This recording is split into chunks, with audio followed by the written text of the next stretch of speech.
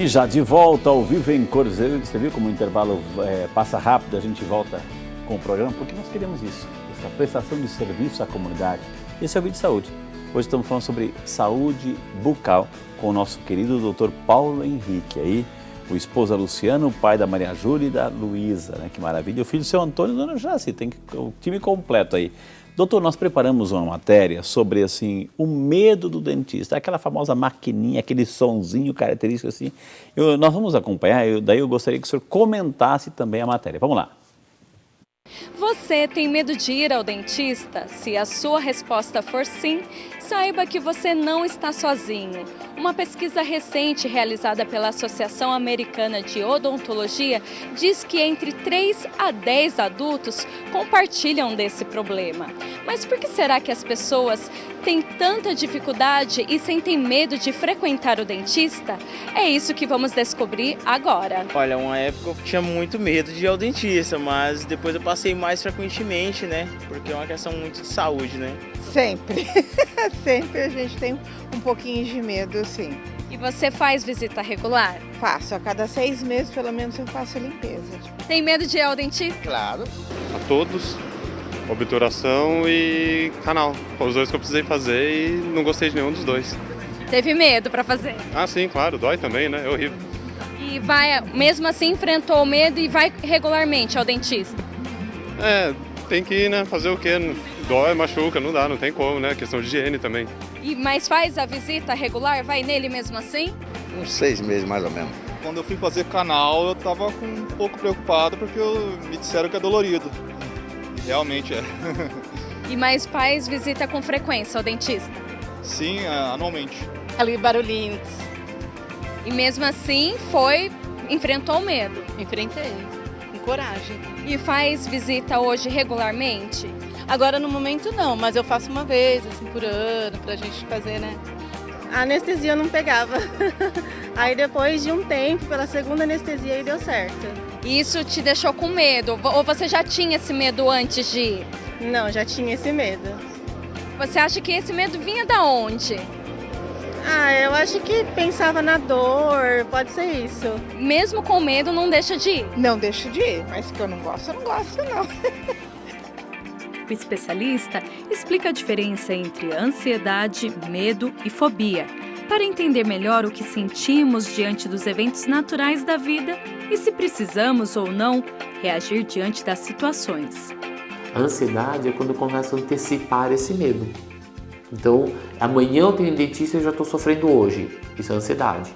Esse sofrimento está me impedindo de comer, de dormir, de me focar no trabalho ou no estudo quando é criança. Então está em excesso. Então eu ensino as pessoas que elas podem ter medo. Eu não posso ter fobia. Fobia é quando me trava e eu não vou no dentista. Eu não preciso esperar estar feliz para ir no dentista. Eu não preciso sentir prazer na vacina. Eu não preciso sentir prazer. Preciso ter medo e usar esse medo para me proteger e poder agir. Medo é tipo assim, nossa, eu sentei na cadeira, começa aquele barulhinho e falo, ai meu Deus, ou doeu. Aí é o medo. E não precisa superar ele? Não, porque não é para ter prazer. Até para poder dar o sinal de que quando incomoda, para eu avisar o dentista, que ele vai falar, opa, tá meio sensível essa área da gengiva, então, né? Vamos ver? Quando a gente tenta anular sentimentos ruins e viver só sentimentos bons, faz com que a gente pare de querer viver a vida. As pessoas passam a não conseguir mais vivenciar as situações ruins que a vida exige. Para ter uma boca saudável, eu preciso viver a dor do dentista. O incômodo de escovar dente, o incômodo de passar fio dental. Eu não preciso ter prazer em passar fio dental. Eu preciso suportar passar o fio dental para poder ter uma boca limpa. O prazer de ter uma boca sem dor de cárie, sem tártaro. Eu preciso suportar a dor. Quando a gente tenta ter prazer em tudo, a gente adoece. Olha, doutor, uma coisa é o medo, outra coisa é a fobia. Medo, né? Tudo bem, mas assim, a fobia é quando bloqueia, aí não vai mesmo. E aí, doutor, seu comentário aí? Na verdade, o medo, né, sempre está... existem alguns estudos, igual ela falou sobre o estudo americano, mas o medo do dentista ele só perde para o medo de falar em público. Né? Eles fizeram uma entrevista a 1000 pessoas e eles deixavam em aberto. Qual é o seu maior medo? E era livre o tema, e a maior parte foi medo de falar em público, e a segunda, o medo do dentista. Okay. Nós temos aí, né, associado ao medo, sempre o barulhinho do motor, né, a turbina que nós precisamos utilizar. Então, como que a gente faz? Na verdade, ele deixou isso bem claro. Eu tenho pacientes que chegaram com fobias, né, no consultório, precisava de tratamento. Então, o primeiro de tudo é você fazer o que nós chamamos de uma anamnese. Então, quando o dentista ele está preenchendo aquela ficha, são algumas perguntas para te conhecer melhor, saber se você tem algum problema de saúde, para que ele possa escolher um sal anestésico adequado, uma técnica de anestesia adequada e também saber se o tempo que ele vai ter de disposição com você também é adequado para você. Não adianta você ter uma fobia e eu querer te atender em meia hora. Então, eu tenho que disponibilizar um período maior para você. As pessoas que têm fobia, nós temos que trazer uma confiança a ela. Ela tem que confiar em você para que ela deixe de ter essa fobia. O receio, todo mundo tem. Entendi. Isso é uma característica natural do ser humano, igual ele disse. Porém, nós temos que levar isso para o lado positivo, a fazer sim o tratamento. Então, é muito importante aquela ficha inicial que nós chamamos de anamnese, você conhecer o paciente e tentar trazer que o ambiente odontológico seja o mais prazeroso para ele, para que ele consiga, assim, se fazer um tratamento. Doutor, perguntas e mais perguntas, assim. Tem gente perguntando se é melhor o açúcar ou o adoçante. Tem gente perguntando assim, a Lourdes, por exemplo, de São Paulo. Obrigado, Lourdes. Obrigado, dona Gisélia.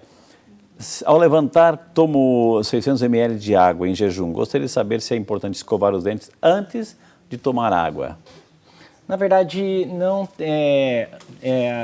esse fator de escovar o dente antes de tomar água não tem nenhuma relevância, na verdade, para a parte odontológica.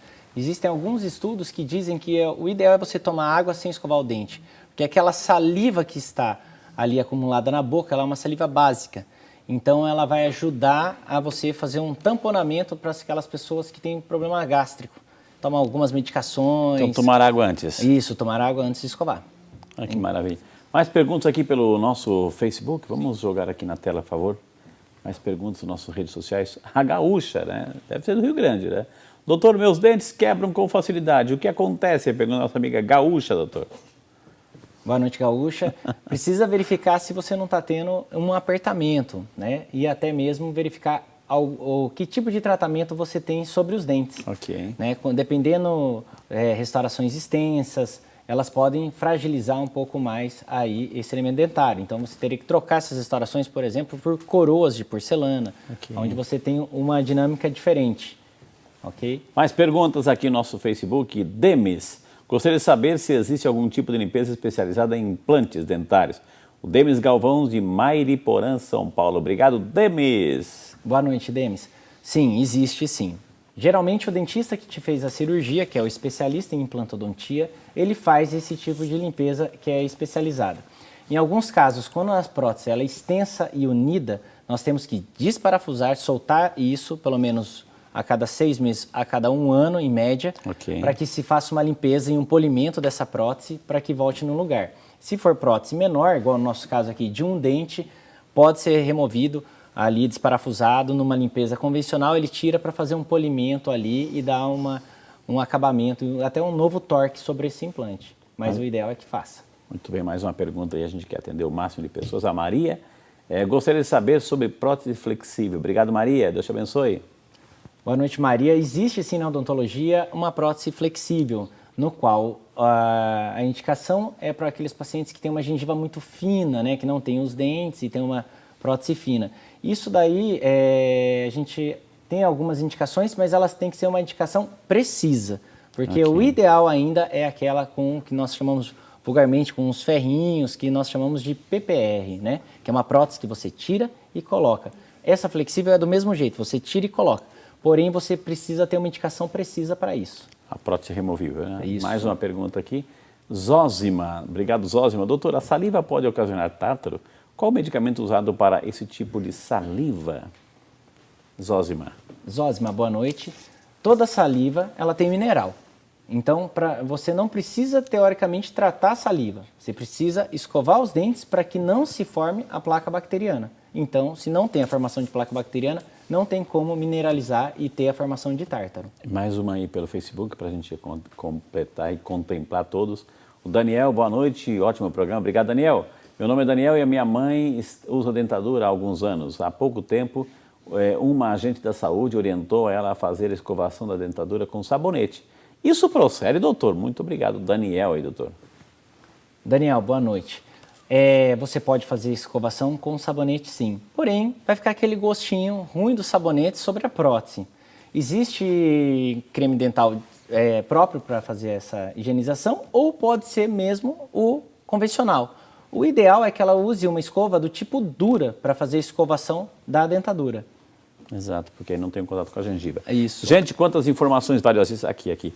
Então nós vamos chamar um intervalo, na sequência temos mais um bloco, aquelas dicas finais e aquele momento de oração e aquele momento em que o doutor vai colocar a mãozinha aqui, gente, ó, a mãozinha aqui, vai escolher alguém para receber esse mimo na sua casa. A gente volta já, só para você.